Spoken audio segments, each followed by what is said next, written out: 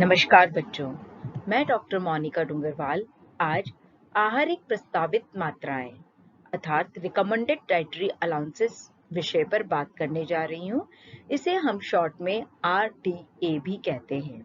Recommended dietary allowances के द्वारा किसी भी व्यक्ति विशेष की प्रतिदिन की पोषक तत्वों की आवश्यकताओं को बताया गया है। अगर व्यक्ति इस अनुसार पोषक तत्व अपने आहार के द्वारा ग्रहण करता है तो वह एक अच्छे स्वास्थ्य को प्राप्त कर सकता है, अपने पोषण स्तर को अच्छा बनाए रख सकता है। हमारे आहार में बच्चों आप सभी को पता है 6 प्रकार के न्यूट्रिएंट या पोषक तत्व उपस्थित होते हैं, जिन्हें की 2 भागों में बांटा गया है, मैक्रोन्यूट्रिएंट्स एंड माइक्रोन्यूट्रिएंट्स। मैक्रोन्यूट्रिएंट्स यानी कि वृद्ध मात्रिक तत्व जो कि कार्बोहाइड्रेट, प्रोटीन और वसा है। इसी प्रकार से माइक्रोन्यूट्रिएंट्स यानी कि सूक्ष्म मात्रिक तत्व जो कि विटामिन, खनिज लवण और जल है। RDA के अंतर्गत कुछ विटामिन और कुछ खनिज लवणों की मात्रा को बताया गया है। अगर व्यक्ति RDA के अनुसार प्रतिदिन पोषक तत्वों की मात्रा को ग्रहण करता है तो वह स्वस्थ रह सकता है। आज हम इस वीडियो में RDA किसे कहते हैं, क्या इसकी सिग्निफिकेंस है और किसी भी व्यक्ति के लिए RDA क्या है किसी भी पोषक तत्व की, यह देखने जा रहे हैं। आहारिक प्रस्तावित मात्राएं या recommended dietary allowances. Human needs a wide range of nutrients to lead a healthy and active life. यानी कि मानव को अपना अच्छा स्वास्थ्य बनाए रखने के लिए, क्रियाशील लाइफ को बनाए रखने के लिए बहुत अधिक वाइड रेंज ऑफ न्यूट्रिएंट या पोषक तत्वों की आवश्यकता होती है। यह जो न्यूट्रिएंट है उसकी कितनी मात्रा उस व्यक्ति को आवश्यक है, यह इस बात पे डिपेंड करती है कि उस व्यक्ति की उम्र क्या है, उसका भार क्या है, वह किस प्रकार की शारीरिक क्रिया करता है और क्या शारीरिक अवस्था है, जैसे कि प्रेगनेंसी यानी गर्भावस्था और लैक्टेशन यानी धात्री अवस्था। The requirement of a particular nutrient is the minimum amount that needs to be consumed to prevent symptoms of deficiency and to maintain satisfactory level of the nutrient in the body. यानी कि किसी भी particular nutrient की जो आवश्यकता है वह minimum amount है जो कि व्यक्ति के द्वारा जब ग्रहण किया जाता है तो वह विभिन्न प्रकार की बीमारियों के लक्षणों से बचा रह सकता है, साथ ही अपने शरीर में एक सेटिस्फैक्टरी लेवल, एक संतुष्टि स्तर को प्राप्त कर सकता है उस पोषक तत्व के।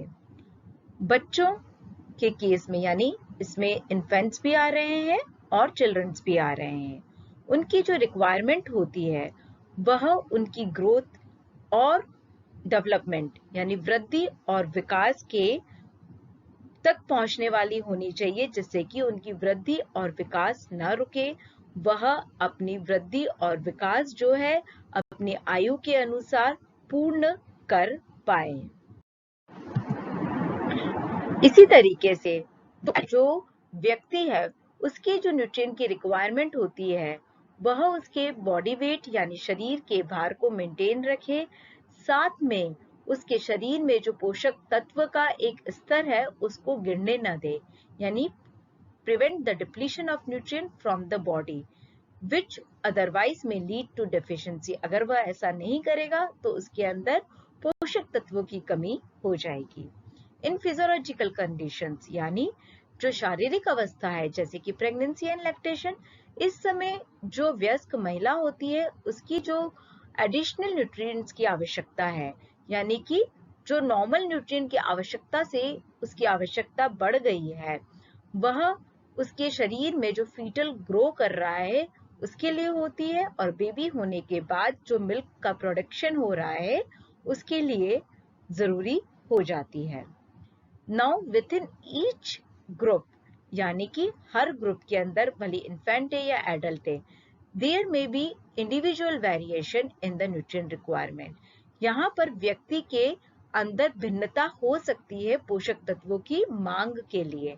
जैसे अगर बच्चों हम ऊर्जा की बात करते हैं तो जिसका BMR अधिक है उसकी ऊर्जा की आवश्यकता अधिक होती है। For instance, there may be a period of low intake or the quality of the diet may vary. Similarly, the effect of cooking processing may be different and bioavailability of the nutrient from the diet may also be vary. जिस तरीके से ऊपर की चीजें हमारे पोषक तत्वों की मांग को प्रभावित कर रही है, एज ग्रुप जैसे कि इन्फेंट्स एंड चिल्ड्रंस में देखा ग्रोथ एंड डेवलपमेंट के लिए चाहिए, बड़ों में या वयस्क में देखा उनका शरीर भार मेंटेन रहे, है ना। ऐसा नहीं है कि अगर उनका आदर्श वजन है उससे कम होने लग जाए या बढ़ने लग जाए, और साथ में उनके जो ब्लड में पोषक स्तर का एक लेवल है वह मेंटेन रहे। इसी तरह से शारीरिक अवस्थाओं में प्रेगनेंसी एंड लैक्टेशन में जो फीटल ग्रो कर रहा है या मिल्क का जो प्रोडक्शन हो रहा है उसके लिए जो एडिशनल न्यूट्रिएंट्स की रिक्वायरमेंट है वह उसको मिल पाए। साथ में हमने ये भी देखा कि हर व्यक्ति विशेष में, मतलब दो व्यक्तियों में जो है न्यूट्रिएंट की रिक्वायरमेंट जो है वो अलग अलग हो सकती है। इसके अलावा जो है बच्चों, क्वालिटी ऑफ डाइट कई बार इस तरीके से वेरी करती है कि आपने खाना किस तरह से पकाया है, मतलब द इफेक्ट ऑफ कुकिंग, आपने प्रेशर कुकिंग की है या आपने डीप फैट फ्राइंग की है, उसकी प्रोसेसिंग कैसे की है, साथ में bio availability of the nutrient, यानी आपने जो खाया है उसमें से उस पर्टिकुलर न्यूट्रिएंट का आपका शरीर जो है कितना एब्जॉर्ब कर पा रहा है, उसको कितना काम में ले पा रहा है। कई बार हम कहते हैं हम सारे फूड स्टफ खा रहे हैं पर हमारे शरीर को उपलब्ध नहीं हो पा रहे हैं। यही चीज होती है बच्चों bio availability of the nutrient from the diet. तो यह जो चीजें हैं वह भी हमारे जो शरीर है या हमारा जो स्वास्थ्य है उसको प्रभावित करने का कार्य करती है। तो आरडीए के अंतर्गत इन सब चीजों को ध्यान में रखा गया है। उसी के बाद किसी व्यक्ति की आरडीए को आईसीएमआर यानी Indian council of medical research के द्वारा दिया गया है। नेशनल रिसर्च काउंसिल की आहार एवं पोषण समिति के द्वारा प्रतिदिन पोषक तत्वों की अनुमानित मात्रा जो कि अच्छे स्वास्थ्य को बनाए रखने के लिए जरूरी है वह दी गई है या सजेस्ट की गई है। प्रस्तावित मात्रा इक्वल टू न्यूनतम आवश्यकता प्लस सुरक्षित सीमा, यानी पोषक तत्वों की जो मिनिमम रिक्वायरमेंट है उसके साथ उसमें सुरक्षित सीमा को जोड़ा गया है, क्योंकि हमने देखा कि कुछ पोषक तत्व हम ग्रहण तो कर रहे हैं पर हमारे शरीर को उतना परसेंटेज जो है वो बायो अवेलेबल नहीं हो पाते, जैसे इन केस ऑफ आयरन, यानी कि requirement plus safety margin is equal to RDA. RDA को डिफाइन जो किया गया है वो बच्चों इस तरीके से किया गया है, the recommended dietary allowances are the level of intake of the essential nutrients that are judged to be adequate और sufficient to meet the nutrient requirement of nearly all healthy individual in a particular life stage and gender group। कि RDA के अंदर किसी भी आवश्यक पोषक तत्वों की वह मात्रा को बताया गया है या दिया गया है जो कि सभी स्वस्थ व्यक्ति के लिए आवश्यक है, सफिशिएंट है, पर्याप्त है, और वह उसकी लाइफ की कोई भी स्टेज है उसके लिए बताया गया है, साथ में लिंग के अनुसार भी बताया गया है। RDA is the safe and adequate level, यानी यह एक सुरक्षित और पर्याप्त मात्रा है जिसके अंदर कि यह भी ध्यान रखा गया है कि जो बायोअवेलेबिलिटी के कारण से न्यूट्रिएंट नहीं मिल पा रहा है तो व्यक्ति को उसकी कितनी आवश्यकता होगी और व्यक्ति कैसे स्वस्थ रह सकता है, इन बातों को भी ध्यान में रखा गया है। पर यहाँ पर एक बात बताइए बच्चों कि RDA do not apply to people who are suffering from disease, मतलब वह उन लोगों पे अप्लाई नहीं हो सकता है जो कि किसी बीमारी से ग्रसित है, क्योंकि जब हम किसी बीमारी से ग्रसित होते हैं तो वह हमारे न्यूट्रिएंट इंटेक को प्रभावित करता है। They only apply to healthy people, ये केवल हम उन लोगों की बात कर रहे हैं जो कि स्वस्थ आदमी है। सिग्निफिकेंस ऑफ आरडीए या आरडीए का महत्व क्या है? आरडीए जो है बच्चों इसकी सबसे फर्स्ट जो इम्पोर्टेंस या सिग्निफिकेंस की जब हम बात करते हैं तो आरडीए के द्वारा किसी भी व्यक्ति की जो है हमें दिन भर की पोषक तत्वों की आवश्यकता का पता चलता है। इस कारण से हम किसी भी व्यक्ति की बैलेंस डाइट या संतुलित आहार को प्लान कर सकते हैं।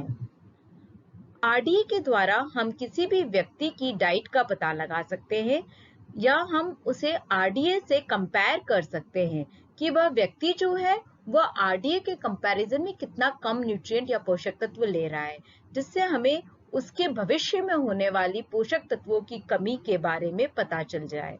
यानी अगर आपको पता है आरडीए के अकॉर्डिंग उसे दिन भर प्रोटीन 50 ग्राम लेना चाहिए, परंतु वो 40 ग्राम ही ले रहा है, यानी कि वह अपनी जो सजेस्टेड आरडीए है उससे करीब 20% प्रोटीन कम ले रहा है, तो उसके शरीर में प्रोटीन एनर्जी डेफिशिएंसी हो सकती है। यानी हम आरडीए से उसकी डाइट को कंपेयर करके और उसके प्रोबेबल रिस्क ऑफ जो डिजीज के हैं वह पता लगा सकते हैं।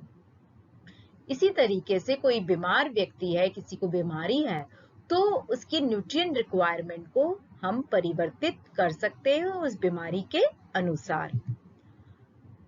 आरडीए वो हेल्प करता है पब्लिक हेल्थ न्यूट्रिशनिस्ट को डाइट बनाने के लिए। किसकी डाइट बनाने के लिए? स्कूल्स की डाइट बनाने के लिए, हॉस्पिटल्स की डाइट बनाने के लिए, जेल में जो कैदी है उनकी डाइट्स को बनाने के लिए। इसी तरीके से हेल्थ केयर पॉलिसी मेकर्स और पब्लिक हेल्थ न्यूट्रिशनिस्ट जो है वह न्यूट्रिशन इंटरवेंशन प्रोग्राम और पॉलिसीज को डेवलप कर पाते हैं आरडीए की मदद से। साथ में for planning and procuring food supplies for population group, इसके द्वारा प्लान कर सकते हैं फूड सप्लाईज को जनसंख्या में या पॉपुलेशन ग्रुप के अंदर। इसके अलावा आरडीए की जो सिग्निफिकेंस है वह नेशनल न्यूट्रिशनल नीड्स यानी कि राष्ट्रीय पोषण आवश्यकता के अनुसार जो फूड की सप्लाई हो रही है वो पर्याप्त है या नहीं है, इसका पता लगाने में भी किया जाता है, यानी उसका मूल्यांकन या इवोल्यूशन भी किया जाता है। साथ में for interpreting food consumption records of individual and population, व्यक्ति और जो जनसंख्या है उसके द्वारा जो भोजन ग्रहण किया जा रहा है उसको इंटरप्रेट करने में भी किया जाता है कि प्रति व्यक्ति कितना खाद्यान्न अवेलेबल है, मिल पा रहा है या नहीं मिल पा रहा है, या कमी तो नहीं है। For establishing standards for the national feeding programs implemented by the government for its vulnerable population, सरकार के द्वारा जो राष्ट्रीय पोषण कार्यक्रम चलाए जा रहे हैं वह कार्यक्रम जो है उसके तहत जो स्टैंडर्ड्स निश्चित किए जाते हैं वह भी आरडीए के तहत ही किए जाते हैं। स्पेशली ये जो प्रोग्राम होते हैं बच्चों वल्नरेबल ग्रुप के लिए होते हैं, यानी कमजोर समूह, कमजोर जनसंख्या, जैसे कि एडोलेसेंट गर्ल्स है या प्रेग्नेंट मदर्स है, उनके लिए स्टार्ट करे हुए हैं। For designing nutrition education programme for the masses, जो पोषण शिक्षा कार्यक्रम चलाए जा रहे हैं उसके लिए भी यह मददगार होता है। For developing new food products and dietary supplements by the industry, industry के इतना कैल्शियम मिलेगा, तो इन सब चीजों को डेवलप करने में भी आरडीए जो है वह मददगार होता है। Establishing guidelines for the national labelling of packaged food, बच्चों जो पैकेज फूड्स आ रहे हैं उसके ऊपर जो लेबल्ड होते हैं, लेबलिंग के अंदर कि किस ब्रांड का है, इसमें कितना कार्बोहाइड्रेट है, इसमें कितना सैचुरेटेड फैट है, कितना अनसैचुरेटेड फैट है, कितना शुगर्स है, ये जो गाइडलाइंस है इसको बनाने के लिए भी आरडीए अपना एक महत्व रखता है।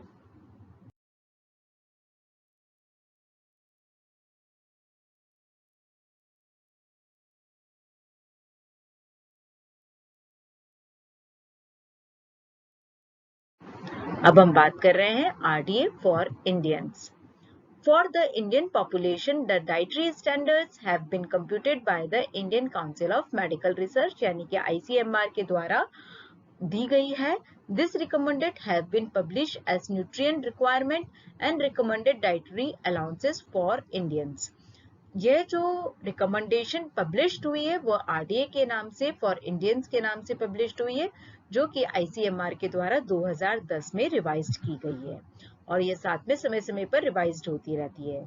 ये जो आरडीए बनाई गई है इंडियंस के लिए बच्चों उसमें फर्स्ट पॉइंट है the RDA for Indians are presented for the different age categories. ये डिफरेंट एज कैटेगरीज के लिए, जैसे कि इन्फेंट्स में 0 to 6 months और 7 to 12 months, उसके बाद 1 to 3 years, 4 to 6 years, 7 to 9 years, 10 to 12 years, 13 to 15 years children, 16 to 18 years children। इसके अलावा एडल्ट मेन और वुमेन के लिए दी गई है। आरडीए जो दी गई है वह energy and other nutrients including protein, visible fat मतलब दृश्य वसा जो कि हमें दिख रही है, जैसे कि तेल है, घी है, मक्खन है, calcium, iron, retinol, beta carotene, thiamine, riboflavin आदि के लिए दी गई है। रिकमेंडेड डाइटरी अलाउंसेस या RDA for adults are based on sex, यानी कि मेल और फीमेल के अकॉर्डिंग दी गई है, बॉडी वेट के अनुसार दी गई है, फिजिकल एक्टिविटी के अनुसार दी गई है। फिजिकल एक्टिविटी में बच्चों 3 तरह की शारीरिक क्रियाएं आती है, सेडेंटरी यानी कि कम क्रियाशील, मॉडरेट यानी कि मध्यम क्रियाशील, हैवी वर्क यानी कि अधिक क्रियाशील। यानी कि एक्टिविटी लेवल के अनुसार 3 कैटेगरीज दी गई हो, sedentary worker male and female, moderate worker male and female and heavy worker male and female. अब हम बात कर रहे हैं कि आरडीए जो एनर्जी के लिए दी गई है वह किलो कैलोरी में दी गई है बच्चों, प्रोटीन फैट की ग्राम में दी गई है, calcium, iron, vitamin and minerals की मिलीग्राम या माइक्रोग्राम में बताई गई है। इसी तरीके से प्रोटीन की जो आरडीए है वह बॉडी वेट पे निर्भर करती है। एडल्ट के केस में 1 किलो शरीर भार के अनुसार 1 ग्राम प्रोटीन की आवश्यकता होती है, यानी किसी वयस्क का शरीर भार 50 किलो है तो उसकी प्रोटीन की आवश्यकता कितनी हो जाएगी बच्चों, 50 ग्राम हो जाएगा। परंतु यह हर एज कैटेगरी में अलग अलग शरीर भार के अनुसार होती है। इसी तरीके से एनर्जी और प्रोटीन के लिए जो आरडीए है वह गर्भावस्था और धात्री अवस्था में प्लस के साइन से बताई गई है, क्योंकि इसमें सामान्य आवश्यकता से आवश्यकता बढ़ जाती है। आरडीए फॉर अदर न्यूट्रिएंट अन्य पोषक तत्वों के लिए वो टोटल फिगर दिया गया है। इन्फेंसी या हम कहें 1 साल तक के जो बच्चे हैं उनके लिए जो आरडीए है वह energy, protein, iron, thiamine, riboflavin and niacin की जो है वह पर किलो बॉडी वेट के अनुसार दी गई है, क्योंकि इस समय पे छोटे बच्चों का जो वजन होता है वो काफी वेरी करता है। RDA for vitamin A has been given in terms of retinol और साथ में बीटा कैरोटीन दोनों ही फॉर्म में दी गई है, क्योंकि वेजिटेरियन जितने भी सोर्सेज है उसमें बीटा कैरोटीन के फॉर्म में ही विटामिन ए प्रेजेंट होता है। तो बच्चों अभी तक हमने इस वीडियो में यह देखा कि आरडीए कैसे बनाया गया है, कि इसमें मिनिमम रिक्वायरमेंट और एक सेफ लेवल को ध्यान में रखा गया है। आरडीए किसे कहेंगे, साथ में इसका क्या महत्व है, और अभी हम जो देख रहे थे वह यह देख रहे थे कि आईसीएमआर के द्वारा जो आरडीए बनाया गया है उसमें किन किन बातों को ध्यान में रखते हुए इस आरडीए का फॉर्मुलेशन किया गया है। तो अब हम देखेंगे किस एज ग्रुप में किस पोषक तत्व की कितनी रिक्वायरमेंट है। तो अब हम बात कर रहे हैं recommended dietary allowances for Indian. ये जो आरडीए है यह मैक्रोन्यूट्रिएंट्स एंड मिनरल्स के लिए दिया गया है। इधर है ग्रुप पर्टिकुलर्स, फिर बॉडी वेट यानी शरीर भार कितना है, net energy in kilocalorie, then protein in gram, visible fat जो कि दृश्य वसा होती है बच्चों, जैसे कि आपका तेल, घी, बटर इसके अंतर्गत आता है, जो कि आप देख के पता लगा सकते हो कि यह वसा है। कैल्शियम और आयरन मेन के केस में आपका 3 जो फिजिकल एक्टिविटी के अकॉर्डिंग अलग अलग हो गए।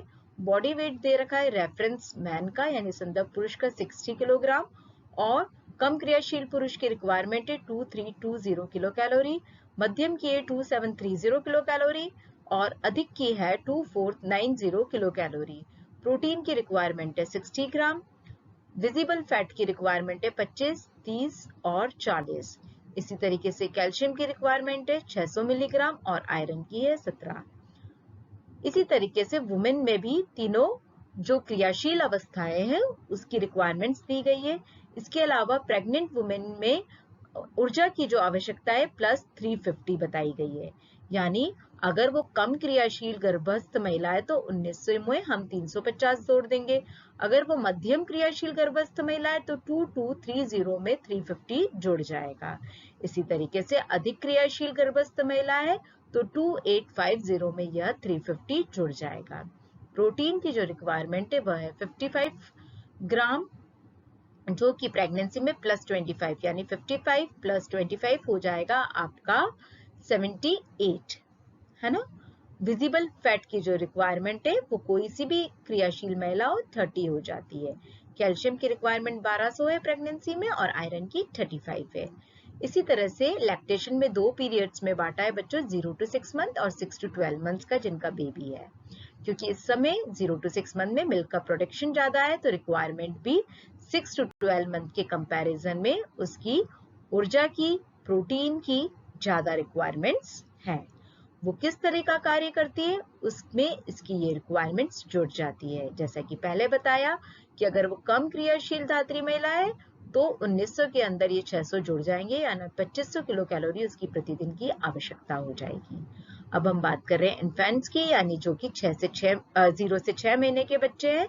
उनका शरीर भार अगर 5.4 किलो कैलोरी है, उस अकॉर्डिंग इनकी किलो कैलोरी पर केजी पर डे के अनुसार रिक्वायरमेंट दी गई है। क्योंकि अभी हमने देखा था कि बच्चों के केस में किलोग्राम के प्रति किलो शरीर भार के अनुसार रिक्वायरमेंट दी गई है।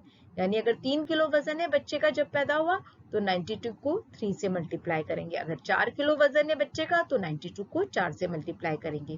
इसी तरीके से प्रोटीन के केस में है और इसी तरीके से आयरन के केस में भी है। अगर बच्चा 6 से 12 महीने का है और उसका स्टैंडर्ड वजन दिया है 8.4, पर इससे वेरी कर सकता है। उसकी ऊर्जा की जो रिक्वायरमेंट है वह 80 किलो कैलोरी पर केजी पर डे है। यानी प्रति किलो शरीर भार के अनुसार उसकी ऊर्जा की आवश्यकता है। अगर 10 किलो वजन है उसका तो 80 मल्टीप्लाइड बाई 10 यानी 800 किलो कैलोरी प्रतिदिन हो जाएगी। इसी तरीके से 1 से 3 साल, 4 से 6 साल, 7 से 9 साल के बच्चे की रिक्वायरमेंट्स दी गई है। इसी के साथ जब बच्चा 10 से 12 साल का हो जाता है तो उसकी जो ग्रोथ पीरियड है उसमें वेरिएशन आ जाता है सेक्स के अकॉर्डिंग। तो यहाँ से बॉय और गर्ल की जो न्यूट्रिएंट रिक्वायरमेंट है वो अलग अलग कर दिया है, यानी 0 to 12 years, 13 to 15 year and 16 to 17 years, क्योंकि उसके बाद बच्चा जो है एडल्ट कैटेगरी में आ जाता है। अगर वो बॉय है तो मैन में और गर्ल है तो वुमेन के अंदर आ जाती है। ये बात कर रहे थे बच्चों आरडीए फॉर मैक्रोन्यूट्रिएंट्स, यानी कि प्रोटीन फैट के हिसाब से या मिनरल के हिसाब से। अब बात करेंगे विटामिन के लिए। अब हम आरडीए देख रहे हैं बच्चों विटामिन के लिए। विटामिन में दिया है विटामिन ए, जिसमें रेटिनॉल और बीटा कैरोटीन दोनों की रिक्वायरमेंट दी है। देन थाइमिन यानी B1, riboflavin B2, niacin, vitamin B6, ascorbic acid यानी विटामिन सी, फोलेट यानी कि folic acid, vitamin B12। Man और वुमेन में तीनों क्रियाशील अवस्थाएं दी गई है। इन तीनों क्रियाशील अवस्थाओं में केवल आपका थाइमिन, राइबोफ्लेविन और नियासिन प्रभावित होता है, क्योंकि इन तीनों की आवश्यकताएं जो है बच्चों आपकी ऊर्जा की आवश्यकता पे निर्भर करती है। और ऊर्जा की जो आवश्यकता है वो अलग अलग कार्य करने वाले की अलग अलग होती है। जिनकी ऊर्जा की आवश्यकता अधिक है यानी हैवी वर्कर की, तो उनकी थाइमिन, राइबोफ्लेविन और नियासिन की आवश्यकता भी अधिक होती है। जिनकी ऊर्जा की आवश्यकता सबसे कम है यानी सेडेंटरी वर्कर में, तो उनकी थाइमिन, राइबोफ्लेविन, नियासिन की आवश्यकता भी सबसे कम है। इसी प्रकार से वुमेन के केस में भी बताया गया है प्रेगनेंसी और लैक्टेशन में। क्योंकि आपकी ऊर्जा की आवश्यकता बढ़ रही है इसलिए थाइमिन, राइबोफ्लेविन और नियासिन की आवश्यकता भी बढ़ रही है। प्लस साइन के द्वारा बताइए, यानी वह जिस कैटेगरी में आती है क्रियाशीलता के अनुसार उसमें वह जुड़ जाएगा।